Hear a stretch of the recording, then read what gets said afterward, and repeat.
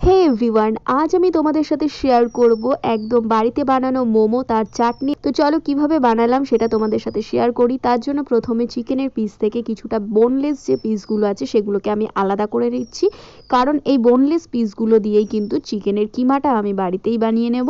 সেই জন্য এগুলোকে আলাদা করে নিলাম। এবারে ডোটা তৈরি করার জন্য আমি একটা পাত্রে ময়দা নিয়ে নিয়েছি, পরিমাণ মতন ময়দা নিয়ে তার মধ্যে দিয়ে দিয়েছি নুন, আর তার সাথে যোগ করেছি সাদা তেল। এবারে এই নুন আর সাদা তেলটা খুব সুন্দর করে হাত দিয়ে ময়দার সাথে মেখে নিতে হবে।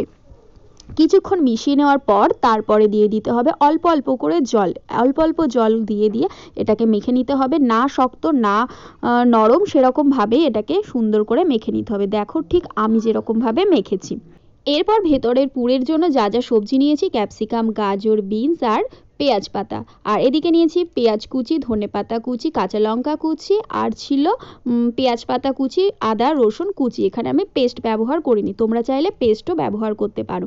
এরপর একটা পাত্রে চিকেন কিমা, তার সাথে সমস্ত যা যা দেখালাম সেগুলো সব কিছু এতে দিয়ে দিয়েছি এক এক করে। এক এক করে দেওয়া হয়ে গেলে এবারে গুঁড়ো মশলাগুলো দিয়ে দেবো। গুঁড়ো মশলার ভিতরে ব্যবহার করেছিলাম নুন, আর তার সাথে দিয়েছিলাম সয়া সস আর গোলমরিচ এবং ব্ল্যাক সল্ট, কিন্তু দুর্ভাগ্যবশত ওগুলো আমার আর ভিডিও করা হয়নি, তার জন্য সরি চেয়ে নিচ্ছি। এবারে সমস্তগুলো একসাথে মিশিয়ে নিয়ে এটাকে রেডি করে রাখা হয়েছে পুরের জন্য। এরপরে চাটনির জন্য যেগুলো ব্যবহার করব সেগুলো হচ্ছে টমেটো, 3টে টমেটো এখানে নিয়েছি এবং মুখটা এভাবে চিড়ে দিয়েছি। মুখটা চিড়ে দিয়েছি 3টে টমেটোর, আর তার সাথে নিয়েছি কিছুটা রসুন, শুকনো লঙ্কা। এখানে শুকনো লঙ্কা মোটামুটি 4টে আমি নিয়েছি, যে যেরকম ঝাল খেতে পছন্দ করো সেরকম বুঝে নিয়ে নেবে। আর কয়েকটা 6-7 কোয়া রসুন নিয়ে নিয়েছি। এরপরে কি করতে হবে, একটা সসপ্যানে আমি এখানে জল বসিয়ে দিয়েছিলাম। জলটা যখন এরকম গরম হয়ে যাবে তারপর তার মধ্যে দিয়ে দিতে হবে এবার সেই সমস্ত জিনিসগুলো, টমেটো, শুকনো লঙ্কা এবং রসুনগুলো সব এর ভিতরে দিয়ে দিলাম।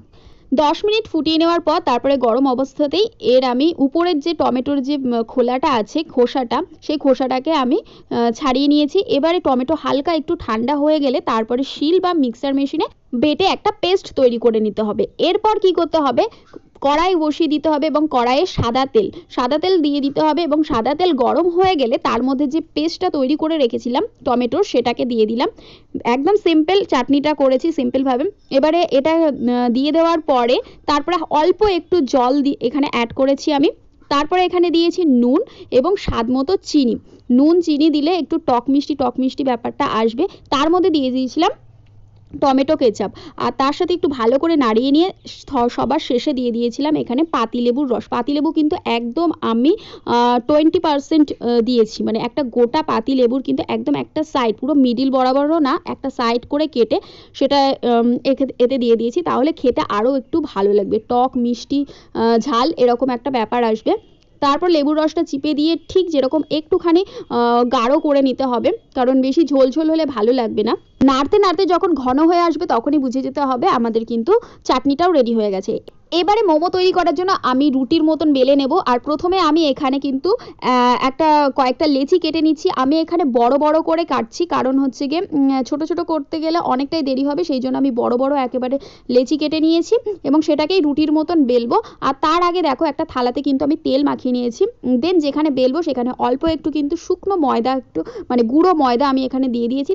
এরপর একটা ডো নিয়ে যেরকমভাবে আমরা রুটি বেলি ঠিক সেরকমভাবেই করতে হবে, কিন্তু অতটা বেশি পাতলাও না খুব বেশি মোটাও না, কিন্তু এখানে আমি দেখিয়ে দিচ্ছি ঠিক কীরকম মানে হবে। এরপরে কুকি কাটার থাকলে সেটা দিয়ে করে নিতে পারো, কেটে নিতে পারো। আর যদি না থাকে নর্মালি আমার মতন এরকম গ্লাস দিয়ে কিন্তু এরকমভাবে তোমরা হচ্ছে গোল গোল করে কেটে নিতে পারো, যেরকম ফুচকা করে ঠিক সেরকম। তো এরকম এক একটা করে কেটে নিতে হবে, কেটে নিয়ে এক একটা ছোট ছোট আকারে তৈরি হয়ে যাবে, ছোট ছোট রুটির মতন হয়ে যাবে। এবার এর ভিতরে কীরকম করে আমি করেছি সেটা তোমাদের দেখাই। প্রথমে পুরটা ভরে নিলাম ওই এর ভিতরে ময়দার মধ্যে, এবার পুরটা ভরে নিলাম। তারপরে দেখো একটা হাত দিয়ে হচ্ছে গিয়ে ফোল্ড করছি, আর আরেকটা সাইডে এখানে এসে ভাঁজ করে দিচ্ছি। ঠিক এই রকমভাবে কিন্তু আমি মোমোর শেপটা দিয়েছি, তোমরা যেরকম পারো সেরকম দেবে। আমি এরকম পেরেছি, আমার কাছে এটাই সহজ লাগছে, তো এইরকমভাবেই আমি করেছি। এইরকমভাবে আমি এতগুলো মোমো তৈরি করে নিয়েছি। এখানে অনেক রকমের শেপ আছে।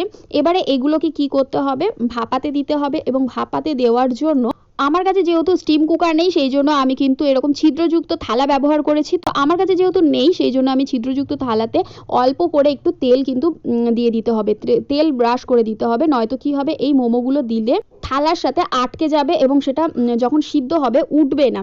আর দেখো একটার সাথে একটা কিন্তু গায়ে গায়ে লাগানো নেই, একটু করে ফাঁকা দিতে হবে। ফাঁকা এই কারণে দিতে হবে যখন ভাপেতে কিন্তু এগুলো একটু বড় হবে, সেই কারণে কিন্তু এই মিডিলে এরকম করে একটু ছেড়ে ছেড়ে একটু গ্যাপ দিয়ে দিয়ে কিন্তু একটার সাথে একটা গায়ে একদম লাগানো যাবে না, একটু ছেড়ে ছেড়ে হচ্ছে কি ভাপাতে দিতে হবে। তো প্রথমে কিন্তু অয়েল ব্রাশটা একদম মাস্ট ইম্পর্টেন্ট। এরপর এটাকে ঢাকা দিয়ে দিতে হবে 10 থেকে 15 মিনিটের জন্য। 10 থেকে 15 মিনিট পর ঢাকা খুলে দিয়ে দেখো ঠিক এরকমভাবে মোমো আমার তৈরি হয়ে গিয়েছে এবং এগুলো খুব গরম গরম অবস্থাতেই এরকম করে নামিয়ে নিতে হবে। দেখো তেল ব্রাশ করার কারণে কিন্তু একদম সুন্দরভাবে ছেড়ে যাচ্ছে। তো এই যে মোমো এখানে পুরো গরম গরম মোমো এখানে হয়েছে এবং তোমাদেরকে আমি একটা ভেঙে দেখাচ্ছি যে ঠিক কীরকম হয়েছে দেখতে। ঠিক এই রকম ভিতরে পুর সবটাই সিদ্ধ হয়েছে, 10 থেকে 15 মিনিট মতন টাইম লাগবে। তো এই রকমভাবে কিন্তু মোমো তোমরা অতি সহজেই ঘরেতে বসে বানিয়ে নিতে পারো। মোমো চাটনি তোমাদের সাথে শেয়ার করলাম, অনেক কম উপকরণ দিয়ে কিন্তু খুব টেস্টি। তো কেমন হয়েছে ভিডিওটা সেটা পারলে জানিও, আর ভালো লেগে থাকলে অবশ্যই লাইক কমেন্ট শেয়ার আর সাবস্ক্রাইব করে পাশে থেকো। দেখা হচ্ছে নেক্সট কোনো ভিডিওতে, ততক্ষণের জন্য সবাই খুব ভালো থেকো। Bye bye.